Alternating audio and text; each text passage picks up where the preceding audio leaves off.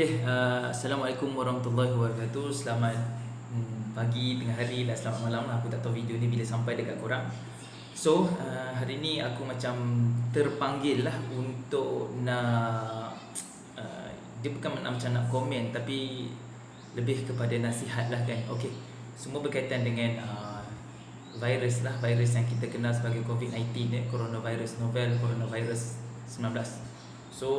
Baru-baru ni kerajaan Malaysia telah mengambil satu tindakan yang kita kata tindakan yang tegas lah untuk nak mengekang virus ni daripada merebak.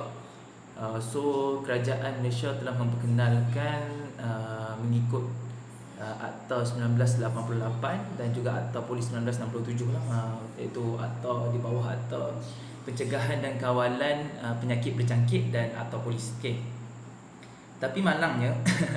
Tapi malangnya sebenarnya untuk kita kena faham sebenarnya kerajaan dia mengisytiharkan kita boleh kata pergerakan terhad ni, arahan pergerakan terhad ni sebenarnya dia untuk mengekang virus ni daripada merebak. Malangnya rakyat Malaysia panik terus pergi ke pasar raya, rakyat Malaysia panik terus balik kampung. Ini sebenarnya mengundang parah dan bencana yang lebih besar. Sebab apa?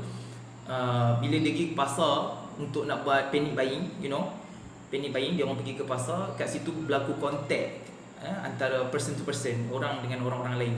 Dekat situ membolehkan virus tersebut lebih tersebar dengan lebih cepat dan lebih efektif. Lepas tu kes rakyat Malaysia yang balik kampung, kita tak dapat nafikan kita memang rindu mak bapak kita. Apa-apa jadi kat kita nak tengok mak bapak kita, tapi kita kena faham takut kita boleh mengundang bahaya ni kepada keluarga kita. Kita boleh mengundang bahaya ni kepada kedua ibu bapa kita. Sebelum mengambil tindakan, better kita berfikir dulu. Sebenarnya bukan Malaysia saja yang membuat sekatan pergerakan, banyak negara lain. Kita ambil contoh sebagai negara Itali lah. Negara Itali telah membuat lockdown di seluruh negara. Dia orang lebih tegas daripada kita. Kita ni baru partial lockdown, dia separuh je lockdown, cuma pergerakan terhad, boleh pergi pasar lagi, boleh pergi sini lagi, boleh pergi situ lagi kan.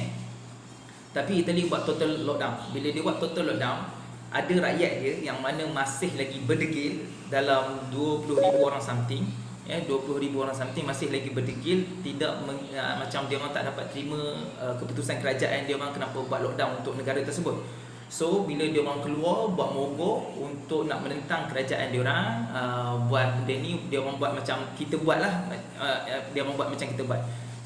Kita tak menentang, tapi kita buat panic buying, kita buat balik kampung. Dia orang pun buat macam tu lah. Dia orang apabila kerajaan isytihar total lockdown, ada setengah yang menentang, yes, ada setengah yang menentang, tapi ada setengah yang bersantai-santai, dia kata cuti, dia orang pergi bersantai. Satu lagi, dia orang masih lagi buat barbecue, buat reunion, buat majlis kecil-kecil lah, masih ada lagi dekat situ. Benda tu dia orang tak ikut nasihat kerajaan, dia orang duduk kat rumah. Kesan dia adalah kematian di Italy dilaporkan 2,503 orang kematian akibat coronavirus.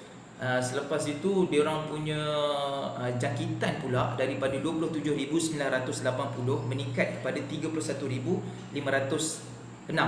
Kat situ duk berada macam 12.6% lah kenaikan dari segi percentage daripada jangkitan. Benda ni spread lagi, orang panggil apa, dia lagi vigorously lah, dia lagi efektif. Sebab kita, macam aku cakap, kita buat panic buying, kita pergi supermarket, orang ramai dekat situ, and then sepatutnya kita kena ada distance between person to person dalam 1 meter, dalam satu jarak. Kita tak buat macam tu. Apabila dia orang tak buat macam tu, dia orang tak ikut dia orang punya kerajaan punya saranan, dan kesan dia adalah peningkatan terhadap jangkitan coronavirus dan juga jumlah kematian meningkat. Sebenarnya kerajaan kita telah mengambil langkah awal. Kerajaan kita telah mengambil langkah awal untuk nak, kita kata apa, untuk nak mengekang benda ni. Tapi especially aku minta tolong sangat-sangat kepada golongan-golongan yang mana telah diisytiharkan untuk bercuti, diberi cuti, sama ada daripada private sector, peniaga dan juga kaki tangan awam yang mana diberi cuti. Mohonlah duduk dekat rumah, tolong jangan buat tolong jangan panik, tolong jangan bercuti, tolong jangan bersenang lenang sangat, avoid direct contact dengan orang lain. Just buat masa sekarang kita ikut je arahan kerajaan supaya duduk kat rumah. Ingat, Italy dia tak ikut saranan kerajaan dia orang. 2,503 kematian telah dilaporkan kepada WHO. So kita pun tak nak sekarang kematian kita masih lagi below 1,000. Kematian bukan jumlah penyakit yang berjangkit terhadap orang masih lagi bawah pada 1,000. Kita minta dia kekal bawah 1,000 dan tidak merebak. Apabila dia tak merebak, tiada pergerakan, maksud dia benda ni tak boleh nak merebak. Sebab kita tak buat kontak dengan orang, berlaku dalam dalaman saja. Kat situ KKM bukan buat usaha yang lebih berterusan, lebih jitu untuk nak membasmi benda ni. Minta tolong ikut arahan kerajaan lah. So aku macam sebab kita kena faham ada satu golongan, bukan ada beberapa golongan yang masih bekerja supaya korang duduk kat rumah. Serius. Ada beberapa golongan macam di Kementerian Kesihatan sendiri, dia orang terpaksa bekerja lebih daripada 10 jam, lebih kepada 16 jam untuk nak berbakti kepada masyarakat, duduk di front line. Apa-apa tu terjadi pada mereka dulu, apa-apa jangkitan akan jadi pada mereka dulu. Yes, dia orang ada safety, dia orang ada equipment, tapi kita tak sempurna, okay? So dia orang sedang berjuang untuk kita just tolong duduk dekat rumah supaya dia orang boleh buat kerja dia orang kat sana dengan lebih hati yang lebih tenang. So dia orang tak perlu fikir ada kes baru, okay? Tolong. Lagi satu, kita ambil belajar daripada kerajaan China. Kerajaan China di wilayah Hubei, kalau saya tak silap, di wilayah Hubei tu dia tempat origin coronavirus ni, okay? Wilayah Hubei tu bila wilayah Hubei ni, dia orang kerajaan China buat total lockdown kat wilayah tu, tutup sehingga dalam 10 juta orang tak boleh nak bergerak ke mana. Dia orang tutup betul bandar tu. So pada hari ini atau semalam, kerajaan China telah mengumumkan bahawa dia orang berjaya kawal virus ini, sehingga kan pada hari ini tiada lagi penyakit coronavirus yang dilaporkan, kes baru yang dilaporkan di wilayah Hubei. So kalau kita ikut saranan kerajaan, insya-Allah kita harap benda ini akan lebih end dengan lebih cepat. Dalam masa 2 minggu ni aku faham kepada golongan peniaga mungkin mereka akan rasa terkesan sebab itu punca pendapatan mereka. Tetapi jangan korbankan nyawa kita. Jangan korbankan nyawa kita. Kalau kita seorang mati tak apa, kesian kat anak kita, kesian kat bini kita, kesian kat mak bapak kita. Tolong jangan panik, bertenang. InsyaAllah dalam masa 14 ni kita harapkan menunjukkan benda yang positif. Tolong sampaikan benda ni kepada rakan-rakan kita yang lain.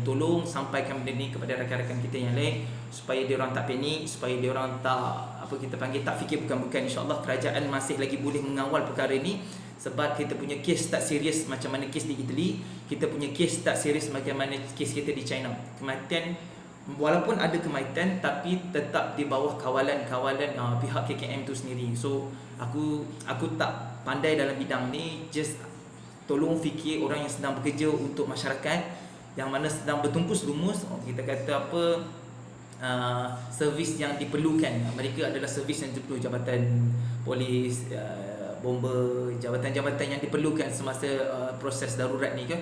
So beri kerjasama, tolong jangan buat panic buying, tolong jangan buat panic actions, tolonglah dan pesanan aku yang terakhir adalah kepada golongan-golongan yang mana telah pergi yang kalau kita tahu pasal tabligh yang di Masjid Seri Petali, kami tak salahkan korang. Just pergi lapor diri korang kepada pusat kesihatan yang terdekat untuk buat declaration supaya anda boleh diperiksa 100% supaya benda ni dapat dikekang dan tidak merebak kepada orang lain. Minta tolong kerana ia merupakan salah satu tuntutan agama juga. Kita harap sangat negara kita akan terus dalam keadaan yang baik dan selamat. So kepada orang yang sentiasa sedang berada di front line untuk menentang coronavirus ini, aku ucapkan terima kasih kepada korang, pengorbanan korang walaupun orang tak nampak, kesusahan korang walaupun orang tak rasa, tapi you all our Malaysians hero lah. So aku tak ada nak cakap apa. Mungkin sepasanan aku ini untuk korang yang mana masih lagi panik tu, tolong relax, jangan fikir bukan-bukan. InsyaAllah benda ni akan berakhir dalam masa 2 minggu, ataupun kita tunggukan arahan selanjutnya daripada kerajaan. Okay, harap-harap kita dapat akhir kata itulah, akhir kata aku pun tak dapat nak balik kampung.